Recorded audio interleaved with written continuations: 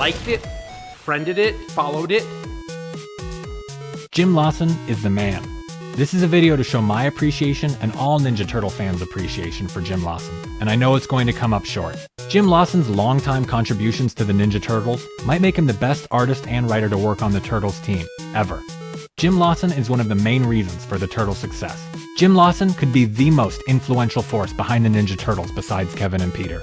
That includes all the TV and movie and toy people also. He can draw the Turtles in a bunch of different styles, and they're all great. The Ninja Turtles' black and white style came naturally to Jim. He drew the Turtles like Kevin and Peter originally, and then he created his own Turtles. He drew the movie comics. He did comics for the Archie series and the Ninja Turtles Kids magazine in the 90s. He created Rat King in the comics and designed the original action figure. He was the writer and artist for all of Volume 2. His art style continued to mature and change as the years passed. He did all the art for Volume 4. I think he drew the panels first, and then Peter would fit in the dialogue. I would go right to pencils, get the whole book done, and then give it to Pete, and then Pete would generate the dialogue from that. He contributed to Tales of the TMNT Volume 1 and 2, and now he's the go-to artist for fan projects. Jim Lawson's art combines elements of classical art styles to create truly modern, fine comic art. I know calf muscles don't have a sharp point, but his art is so good, I don't see a sharp point, I just see the turtles. His art is highly stylized and angular, and it's still perfectly anatomically correct. I see Lawson's style reflected in the 2003 show designs, and in the Rise of the TMNT designs. Just look at these bulbous knuckles on these gangly fingers of these Rise figures. These are Jim Lawson turtle fingers. Jim Lawson's art is awesome, and it seems like Jim Lawson is awesome too. After Kevin and Peter's working relationship became strained, it seems like Jim really stepped up and took the reins. I've never been a really confident person, and so, having me do everything felt like a lot of responsibility. I'm not sure if Mirage or the Turtles would have continued without him in the 80s through the 90s. He seemed to fill in on any comic wherever he was needed, and he always delivers. I re-listened to 3 Turtle Flakes interviews with Jim, and they were great.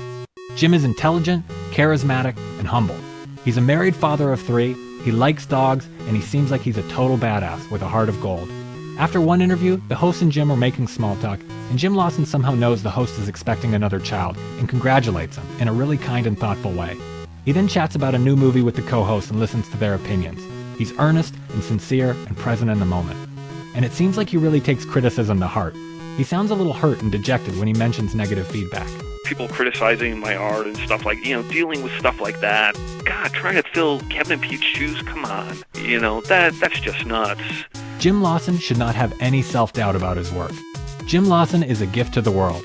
He holds himself to a high standard and is painfully self-critical. I just was hoping I was doing an adequate job. If Kevin is Raph, Peter is Donatello, and Steve Levine is Michelangelo, then Jim Lawson is Leonardo, the stoic, disciplined leader who quietly kept it all together. And he may have carried the biggest burden. Jim Lawson went to school for art, but his professors should have been learning from him. In addition to making the best Turtles art for comics like Return to New York and City at War, Jim Lawson has written some of the best Turtles comics, including I, Monster and The Path. I like kind of getting into the Turtles' heads and emotions. Some of my stories maybe kind of get into that a little bit, where it's just second-guessing decisions, am I doing the right thing, stuff like that. He's a man's man. He snuck in drawings of motorcycles. His introduction of shadowy government agencies in Volume 2 was genius and paved the way for characters like Bishop. Jim Lawson is a real artist. He does his art his way, without compromising his style.